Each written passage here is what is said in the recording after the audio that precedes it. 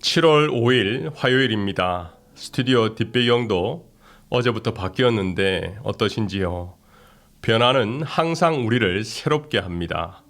우리의 신앙도 주님 안에서 변화를 맛보고 날마다 새로운 은혜를 주시는 하나님을 꼭 만나시기를 바랍니다. 오늘 주시는 말씀은 민수기 9장 23절입니다.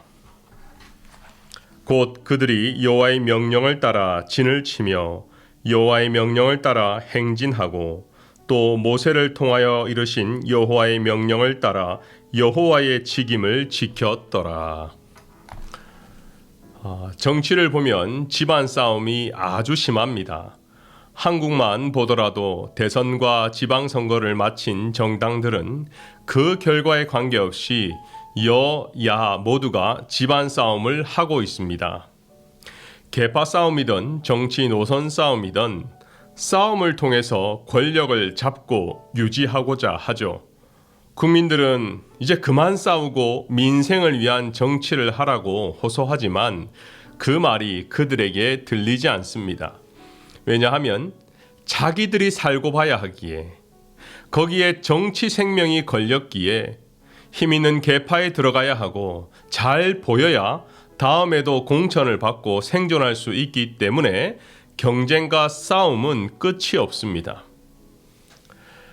이스라엘 백성은 광야길을 걷고 있죠. 광야는 거친 자연과 열악한 이런 환경 가운데 경쟁을 해야 살아남을 수 있었습니다.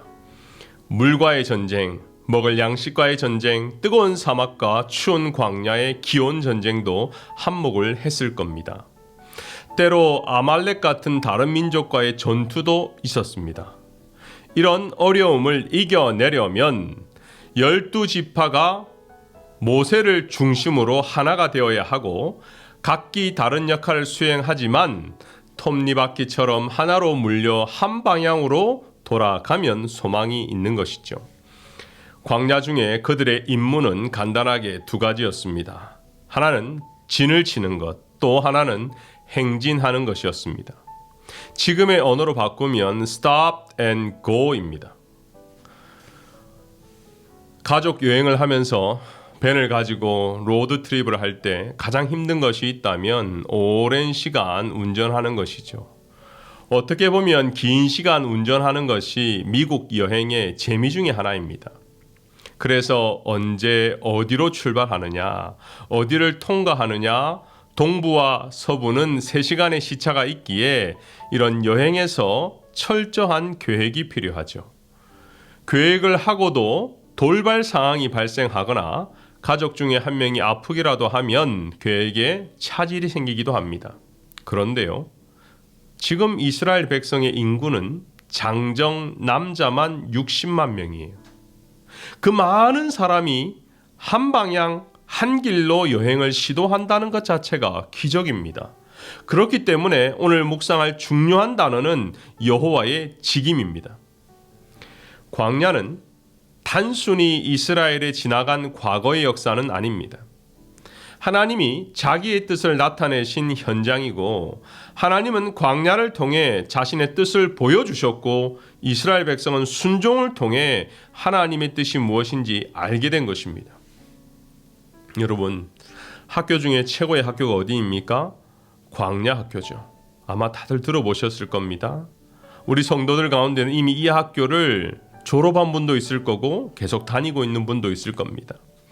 이 학교 출신들이 아브라함부터 요셉, 모세, 다윗 모두 하나님이 크게 쓰신 리더들이에요. 모두가 광야에서 여호와 하나님을 1대1로 인격적으로 만났습니다. 창조주 하나님의 능력을 경험한 것입니다. 광야는 우리가 할 수 있는, 인간이 할 수 있는 일이 극히 제한적입니다. 그래서 인간에게는 미니멈의 장소죠. 하지만 반대로 하나님에게는 맥시멈의 장소입니다. 하나님이 책임져 주시지 않으면 아무것도 할 수 없는 우리에게는 영적인 훈련장인 것입니다. 자, 그렇다면 광야학교 1교시는 무엇인 줄 아세요? 오늘 본문을 묵상하면 힌트가 나오는데 3번이나 반복되는 단어입니다. 그 명령을 따라 진을 치고 그 명령을 따라 행진하고 그 명령을 따라 여호와의 직임을 지켰더라. 그 명령을 따라입니다. 이게 1교시라는 거예요. 다윗도 전쟁 중에 하나님 올라가리이까 내려가리이까 하나님께 여쭈어보았습니다. 모세는 광야 생활 동안 계속해서 불기둥과 구름 기둥을 따라다녔습니다.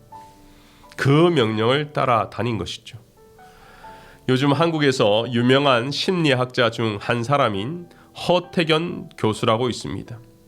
그분이 한국 사람들만의 특징을 설명을 했는데 이렇게 말해요. 우리나라 사람이 최초로 발명한 제품은 거의 없습니다. 하지만 어떤 기계라도 상품이라도 한국에 들어오면 그것을 제일 잘 활용하는 민족이 한국 사람이라는 거예요. 칭찬 같죠? 아니에요. 비꼰 거예요. 왜냐하면 우리나라 사람은 매뉴얼대로 하지 않기 때문이랍니다. 토네이도 워닝이 문자로 발송되면 빨리 피해야 하죠. 그런데 빨리 지하 벙커로 피했는데 아무 일도 일어나지 않으면 도리어 이상해하고 화를 냅니다. 그런데 이런 워닝이 반복되고 또 반복되면 그 다음부터는 워닝 자체가 가볍게 여겨집니다. 그리고 문제는 그때 터집니다. 기계도 마찬가지예요. 어떤 물건이든 모든 물건은 80% 정도만 사용하게끔 설계되어서 나온다고 합니다. 그렇게 해야 안전하게 오래 사용할 수 있기 때문이죠. 그런데요, 이것을 만지는 사람이 아니 이렇게 해도 될 것 같은데 저렇게도 사용할 수 있을 것 같은데 하면서 이상한 창의성이 나오는 거예요. 그러면 결국 그 상품은 빨리 고장나게 된다라는 거예요. 직임을 지키는 것은 하나님의 명령대로 하는 것입니다. 나의 생각이나 나의 합리성, 아무리 탁월하다 하더라도 하나님의 말씀이 진리임을 알고 순종할 수 있는 자세가 필요한 것이죠. 결국 순종은 자세입니다. 어떤 자세로 살아가는가? 종의 자세로 살아가는가? 하나님의 말씀을 들을 준비가 되었는가? 오늘 말씀을 묵상하면서 하나님이 나에게, 우리 가정에게 주시는, 그리고 우리 사업터에게 주신, 아니 우리 교회에게 주시는 메시지를 깨닫게 된다면 그 명령을 따라 그대로 순종하는 저와 여러분이 되었으면 좋겠습니다.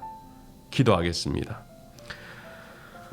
은혜가 풍성하신 하나님, 오늘도 민수기를 통하여 그 명령을 따라 아주 간단하지만 우리에게는 때로 너무나 무겁고 때로 불순종으로 응답할 때가 많음을 고백합니다. 하나님, 겸손하기를 원합니다.